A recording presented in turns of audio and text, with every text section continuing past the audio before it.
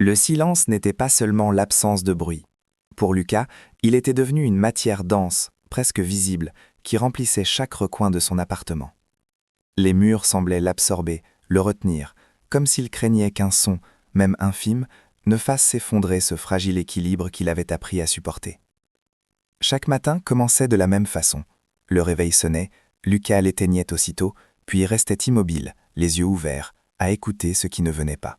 Pas de voix, pas de pas, pas même le souvenir d'un souffle partagé. Seulement le tic-tac discret de l'horloge, témoin obstiné du temps qui continuait sans demander la permission. L'appartement était petit, ordonné à l'excès. Rien ne traînait, rien ne débordait. C'était sa manière de garder le contrôle, de contenir le chaos à l'intérieur. Sur la table du salon, cependant, reposait un objet qu'il ne rangeait jamais. Un vieux téléphone portable, éteint, légèrement rayé sur les bords. Il n'appartenait plus au présent. Il appartenait à une autre vie. À Isabella. 15 ans avaient passé depuis sa disparition. Mais pour Lucas, le temps s'était figé ce soir-là. Le monde avait continué à tourner, les saisons à changer, les gens à aimer et à perdre, mais lui était resté suspendu à une attente sans forme, une question sans réponse. Il travaillait, sortait parfois, parlait peu. Aux yeux des autres, il allait bien. Il souriait quand il le fallait, répondait avec politesse, évitait les silences trop longs. Mais dès que la nuit tombait, quelque chose en lui se fissurait. Le silence devenait plus lourd, plus pressant, comme s'il cherchait à lui rappeler tout ce qu'il avait perdu. Lucas s'asseyait souvent près de la fenêtre, regardant les lumières lointaines de la ville. Il se demandait où Isabella était allée, si elle avait eu froid, si elle avait eu peur. Et surtout, si elle l'avait appelé cette nuit-là, pendant qu'il refusait encore d'écouter. Sans le savoir, il continuait d'attendre, et le silence, patient, attendait avec lui. Il y avait des nuits qui refusaient de rester dans le passé. Elles revenaient sans prévenir, portées par une odeur, une pluie soudaine, un éclat de lumière sur l'asphalte. Celle-là, Lucas la connaissait par cœur. Elle commençait toujours avant la dispute, avant les mots trop lourds, avant la porte qui se referme. Ce soir-là, l'air était chargé d'électricité. Isabella marchait de long en large dans le salon, les bras croisés, comme si elle cherchait une issue invisible. Lucas, assis sur le canapé, la regardait sans vraiment la voir. Il parlait depuis des heures, ou peut-être depuis des mois. Les phrases s'étaient empilées, mal comprises, déformées par la fatigue et la peur de se perdre. « Tu ne m'écoutes plus », avait-elle dit, la voix tremblante. « Ce n'est pas vrai », avait-il répondu trop vite. Mais il savait déjà que quelque chose s'était brisé. Isabella parlait de partir quelques jours, de réfléchir, de respirer. Lucas entendait abandon. Chaque mot qu'elle prononçait semblait le pousser un peu plus contre un mur invisible. Il aurait voulu la retenir, la prendre dans ses bras, lui dire de rester. Au lieu de cela, il avait laissé la colère parler à sa place. « Fais ce que tu veux. » La phrase était tombée, froide, définitive. Isabella s'était figée. Pendant un instant, Lucas avait cru qu'elle allait pleurer, mais elle avait seulement hoché la tête, lentement, comme si elle venait de comprendre quelque chose d'irréversible. Elle avait attrapé son manteau, ouvert la porte. La pluie battait déjà le trottoir, dense, insistante. Avant de sortir, Isabella s'était retournée une dernière fois. Son regard cherchait encore quelque chose, un signe, une parole qui annulerait tout. Lucas était resté immobile. La porte s'était refermée. Les heures suivantes avaient glissé dans une confusion étrange. Lucas avait attendu, d'abord avec irritation, puis avec une inquiétude sourde. Le téléphone était resté silencieux. La nuit avançait, lourde. À l'aube, l'inquiétude s'était transformée en peur. Les jours suivants furent flous. Des questions, des recherches, des témoignages incertains. Isabella n'était jamais rentrée. On parla d'un accident possible, d'une chute près du Vieux-Port, mais rien ne fut jamais confirmé. Pas de corps, pas de vérité. Depuis cette nuit-là, Lucas vivait avec une certitude douloureuse. Certaines phrases ne peuvent pas être reprises, et certaines nuits, une fois commencées, ne prennent jamais fin. La nuit était déjà bien avancée lorsque cela arriva. L'appartement baignait dans une obscurité tranquille, seulement troublée par la lueur pâle d'un lampadaire filtrant à travers les rideaux. Lucas ne dormait pas. Il ne dormait presque jamais profondément. Il restait allongé, les yeux ouverts, à écouter le silence comme on écoute une respiration fragile. À 3h17, une vibration brève fendit l'air. Lucas se redressa aussitôt. Son cœur battait trop vite pour une erreur anodine. Le son venait de la table du salon. Pendant un instant, il refusa de bouger, comme si le simple fait de se lever pouvait effacer ce qu'il venait d'entendre. Puis il se força à marcher, lentement, chaque pas pesant. Le vieux téléphone reposait là, exactement où il l'avait laissé. L'écran était allumé. Aucune notification, aucun appel manqué. Seulement un fichier audio. Ses doigts tremblaient lorsqu'il le prit. Le temps sembla se contracter, devenir étroit, presque douloureux. Il hésitait. Une partie de lui savait qu'il ne devait pas écouter, que certaines portes, une fois ouvertes, ne se referment jamais vraiment. Il appuya sur lecture. D'abord, il n'y eut que du souffle, un bruit diffus, comme du vent ou de l'eau en mouvement. Puis une voix émergea, faible, brisée, mais terriblement familière. « Il fait froid, murmura-t-elle. J'entends l'eau. » Le téléphone glissa presque de ses mains. C'était impossible. Lucas connaissait cette voix mieux que la sienne. Il en connaissait les silences, les évitations, la manière dont certaines syllabes s'étiraient lorsqu'Isabella était fatiguée. Cette voix n'appartenait ni à un souvenir, ni à une imitation. Elle était là, présente. Il réécouta l'audio, une fois, puis encore une autre. Chaque écoute faisait monter en lui un mélange violent de peur et d'espoir. Son esprit cherchait une explication rationnelle, une faille technique, un résidu ancien. Mais le fichier portait la date du jour, à 3h17. Lucas s'assit sur le sol, le dos contre le mur. Il sentit ses yeux brûler. Il voulut parler, répondre, mais aucun mot ne sortit. Autour de lui, le silence semblait différent, plus attentif, presque tendu. Pour la première fois depuis 15 ans, Isabella venait de briser la nuit. Et Lucas comprit, sans encore oser l'admettre, que le silence ne serait plus jamais le même. Après cette nuit-là, le sommeil se retira presque entièrement de la vie de Lucas. Il se couchait par habitude, mais son corps restait en alerte, comme s'il craignait de manquer quelque chose d'essentiel. Chaque soir, il laissait le téléphone posé sur la table, chargé, l'écran tourné vers le plafond, dans une attente qu'il n'osait pas nommer. Le deuxième audio arriva la nuit suivante, à la même heure, puis un troisième, toujours bref, toujours fragmenté. La voix d'Isabella semblait lutter contre quelque chose d'invisible, comme si chaque mot demandait un effort immense. « Il y a du vent. Je ne vois presque rien. L'eau est partout. » Lucas écoutait, immobile, le souffle suspendu. Il se surprit à répondre à voix basse, d'abord par réflexe, ensuite par nécessité. « Je suis là, Isabella. Je t'écoute. » Il ne savait pas si elle pouvait l'entendre, mais dire son nom à voix haute faisait exister quelque chose qu'il croyait perdu à jamais. Peu à peu, une étrange intimité renaquit entre les silences. Lucas commença à parler davantage. Il lui racontait ses journées. Les rues qu'il empruntait, les choses insignifiantes qu'il n'avait jamais cessé de lui dire autrefois. Les nuits prirent une couleur différente. Le silence n'était plus vide. Il devenait un espace fragile où quelque chose pouvait surgir à tout instant. Lucas remarqua aussi que la voix changeait légèrement. Parfois plus faible, parfois presque claire, comme si Isabella se rapprochait. Un soir, après un long moment d'hésitation, Lucas enregistra lui-même un message. « Si tu m'entends, ne te tais pas. » Le téléphone resta silencieux pendant quelques secondes. Puis, comme une réponse murmurée à travers un voile épais, un nouvel audio apparut. « Je t'entends, Lucas. » Il sentit ses jambes céder. Il s'assit lentement, les mains pressées contre son visage. Ce n'était plus un hasard. Ce n'était plus une illusion passagère.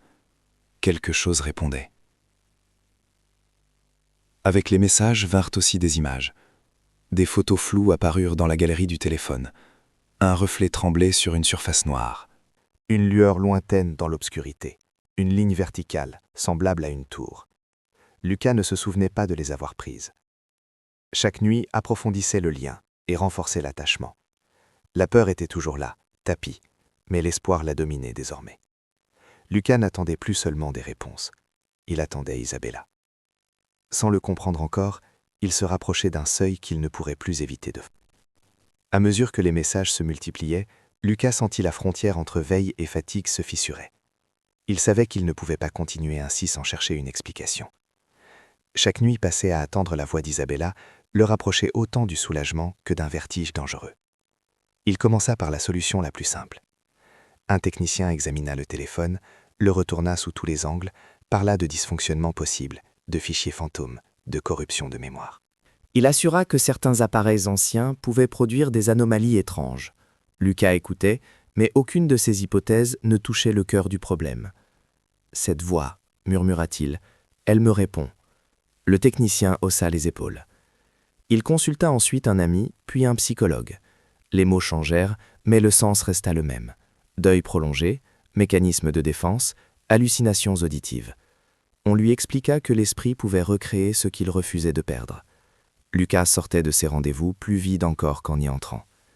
La nuit, pourtant, les messages continuaient, toujours à 3h17, toujours avec cette douceur brisée qui lui serrait la poitrine. « Ne doute pas, je suis encore là. » Lucas se retrouva face à un choix silencieux. Accepter les explications rationnelles, fermer le téléphone, se forcer à oublier, ou bien continuer à écouter cette voix qui faisait vaciller tout ce qu'il croyait savoir du monde. Il observa son reflet dans la vitre de la fenêtre. Son visage semblait plus pâle, ses yeux cernés, mais au fond de son regard brûlait une lueur qu'il n'avait pas vue depuis des années, une lueur de sens.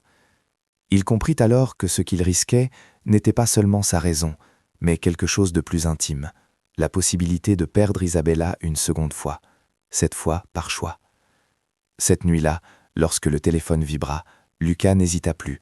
Il posa la main dessus comme on pose la main sur une plaie encore vive. « Quoi qu'il arrive, murmura-t-il, je resterai. » Le silence sembla se tendre autour de lui, comme s'il avait été entendu, et quelque part, au-delà de la peur et des explications, un chemin commençait à se dessiner. Les messages changèrent de nature, presque imperceptiblement. La voix d'Isabella n'évoquait plus seulement le froid et l'eau, mais des formes, des distances, des points fixes dans l'obscurité. Lucas comprit qu'elle ne parlait plus seulement de ce qu'elle ressentait, mais de l'endroit où elle se trouvait. Il y a une lumière haute. Elle s'allume, puis disparaît. Ces fragments revenaient souvent, accompagnés d'images nouvelles sur le téléphone. Des photos tremblées, mal cadrées, comme prises dans l'urgence. Sur une d'elles, Lucas distingua une structure verticale, sombre, découpée sur un ciel chargé. Sur une autre, un cercle de lumière pâle au sommet. Un frisson lui parcourut l'échine. Il reconnut ce lieu avant même d'oser le nommer. Le vieux phare, abandonné depuis des années, à l'extrémité de la côte nord. Un endroit évité, presque oublié, que les habitants mentionnaient rarement. Isabella et lui y étaient allés une fois, bien avant la dispute, simplement pour regarder la mer s'écraser contre les rochers. Lucas ressortit cette nuit-là, malgré la fatigue qui pesait sur ses épaules. Il marcha longtemps, le téléphone serré dans sa main, comme s'il craignait qu'il disparaisse s'il le lâchait. Chaque pas semblait répondre à un appel silencieux. Les messages continuèrent. « Tu te rapproches. Je le sens. » Le vent se leva, chargé d'embrun. Le ciel s'assombrit plus vite que prévu. Lucas s'arrêta au bord de la route, face au sentier menant au phare. Une peur sourde lui serra la poitrine. Il comprit qu'il ne s'agissait plus seulement de recevoir des signes, mais d'agir. Il hésita. Reculer était encore possible. Rentrer chez lui, fermer le téléphone, faire comme si tout cela n'avait été qu'un vertige passager. Mais l'image d'Isabella, telle qu'elle riait autrefois face à la mer, s'imposa à lui avec une clarté douloureuse. « J'arrive », murmura-t-il. À cet instant précis, un dernier message apparut à l'écran. « Ne tarde pas ». Lucas inspira profondément et s'engagea sur le sentier. Derrière lui, la ville semblait déjà lointaine. Devant, le phare l'attendait, dressé contre la nuit, comme une promesse ou un avertissement. Il ne savait pas encore lequel. La pluie commença avant même que Lucas n'atteignait le pied du phare, d'abord fine, presque hésitante. Puis plus dense, fouettant l'air avec une insistance sourde. Le vent se leva brusquement, faisant gémir les herbes hautes et tordant les silhouettes des pins maigres qui bordaient le sentier. Chaque pas devenait plus lourd, comme si la nuit cherchait à le repousser. Le phare se dressait devant lui, massif, noir, strié par des traînées d'eau. Sa lumière, qu'il croyait définitivement éteinte, palpitait par instants, faible mais obstinée, dessinant des cercles irréguliers sur la mer déchaînée.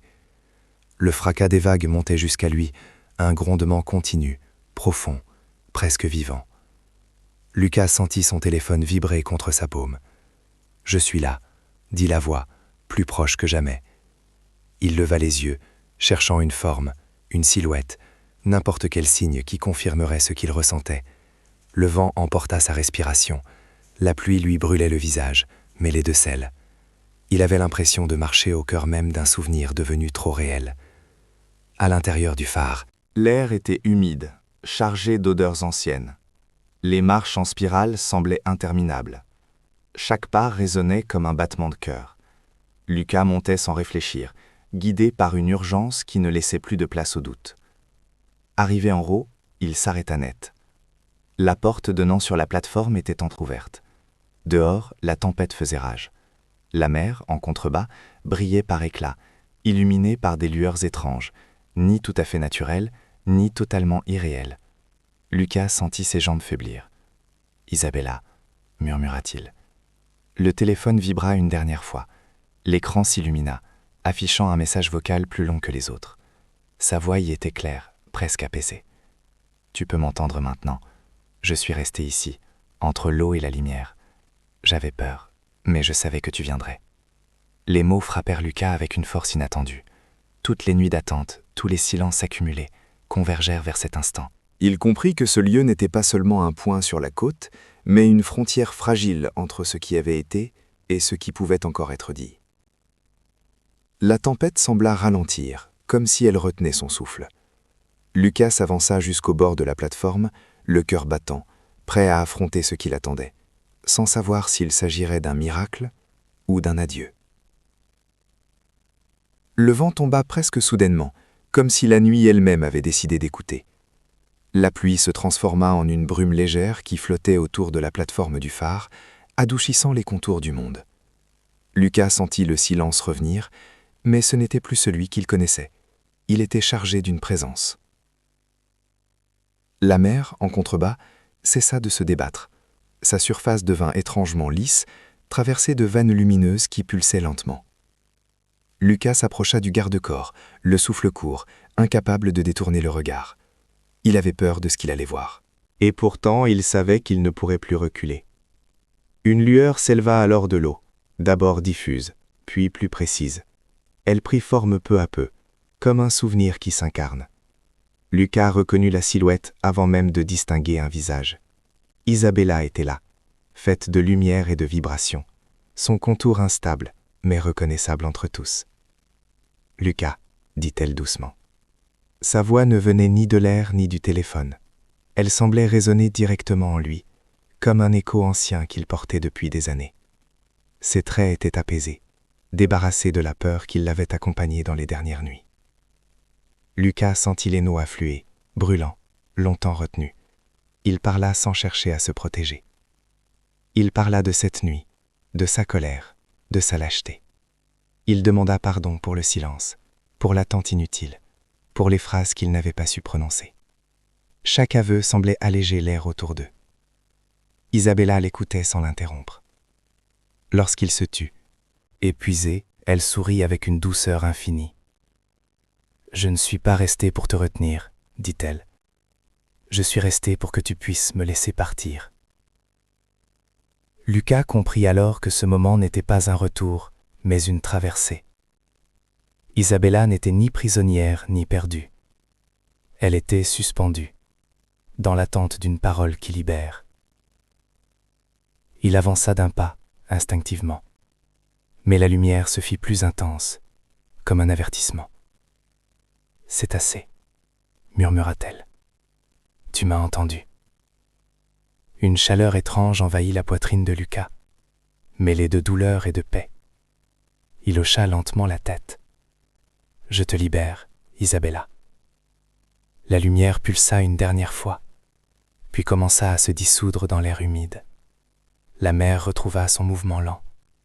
Le silence reprit sa place, différent, apaisé. Lucas resta seul sur la plateforme, les yeux humides, le cœur ouvert. Il savait que ce qu'il venait de vivre le marquerait à jamais. Mais pour la première fois depuis 15 ans, ce n'était plus un poids. Lorsque la lumière disparut complètement, Lucas demeura immobile, comme si le moindre mouvement pouvait briser l'équilibre fragile qui venait de s'installer. Le phare, autour de lui, n'émettait plus aucun souffle. Même la mer semblait respecter ce silence nouveau, plus doux, presque reconnaissant. Le téléphone vibra une dernière fois dans sa main. Lucas baissa les yeux. L'écran s'illumina faiblement, puis s'éteignit sans afficher de message. Il tenta de l'allumer à nouveau, appuya plusieurs fois, mais rien ne répondit. La batterie était morte, ou peut-être autre chose s'était simplement achevée. Il inspira profondément. L'air lui parut plus léger, débarrassé de cette tension constante qu'il portait depuis des années. La douleur était toujours là, sourde, réelle, mais elle n'était plus accompagnée de ce vide cruel qui la rendait insupportable. Ce qu'il ressentait désormais ressemblait à un chagrin honnête, enfin autorisé à exister. Lucas quitta lentement la plateforme et redescendit les marches du phare. Chaque pas l'éloignait de l'endroit où Isabella avait attendu, mais il n'avait plus l'impression de l'abandonner. Au contraire, il avait le sentiment de lui rendre quelque chose qu'elle n'aurait jamais dû perdre. Dehors, la tempête s'était dissipée. La pluie avait cessé, laissant derrière elle une odeur de sel et de pierres mouillées. Le ciel s'éclaircissait déjà à l'horizon. Lucas s'arrêta un instant, regardant la mer une dernière fois. « Adieu », murmura-t-il. Le mot ne lui déchira pas la gorge comme il l'avait redouté. Il se posa simplement, calme, définitif. Il comprit alors que dire adieu n'était pas effacer, mais accepter que certaines présences continuent autrement. En rentrant chez lui, Lucas posa le téléphone éteint sur la table du salon. Il ne le rangea pas. Il n'en avait plus besoin comme d'une relique. C'était devenu un souvenir parmi d'autres, précieux, mais apaisé. Cette nuit-là, pour la première fois depuis longtemps, Lucas dormit profondément. Et le silence, enfin, ne lui fit plus peur.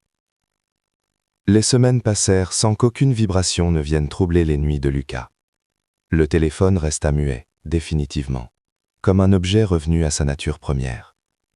Et pourtant, le silence qu'il laissait derrière lui n'avait plus rien de menaçant. Il était clair, respirable, presque bienveillant. Lucas reprit lentement ses habitudes, mais quelque chose avait changé dans sa manière d'habiter le monde. Il marchait davantage, observait plus attentivement les visages, la lumière sur les façades, le mouvement tranquille des choses simples. La culpabilité n'avait pas disparu, mais elle s'était transformée. Elle n'était plus une prison, seulement une trace. Un matin, il se rendit à la mer. Le ciel était pâle, traversé de nuages lents. Il s'assit sur un rocher, face à l'horizon, tenant le vieux téléphone entre ses mains. Il hésita un instant, puis il alluma une dernière fois. L'écran s'illumina brièvement, comme par politesse, avant d'afficher une page vide. Lucas activa l'enregistreur. « Isabella, dit-il calmement, je t'ai entendu. Je ne te retiens plus. Merci d'être restée, jusqu'à ce que je sois prêt. » Il arrêta l'enregistrement, se leva et lança doucement le téléphone dans l'eau. L'objet disparut sans bruit, englouti par les vagues, comme s'il avait toujours appartenu à la mer. Lucas resta là encore un moment, regardant l'écume se refermer.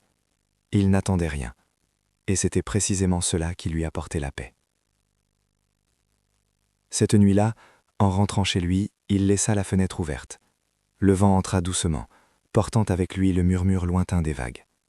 Lucas s'endormit sur le canapé, baigné par cette respiration familière. Au matin, la lumière remplissait la pièce. Sur la table, il n'y avait plus rien à surveiller, plus rien à attendre. Certaines voix, comprit-il enfin, ne disparaissent pas. Elles se transforment en silence. Et le silence, Parfois, c'est aimer.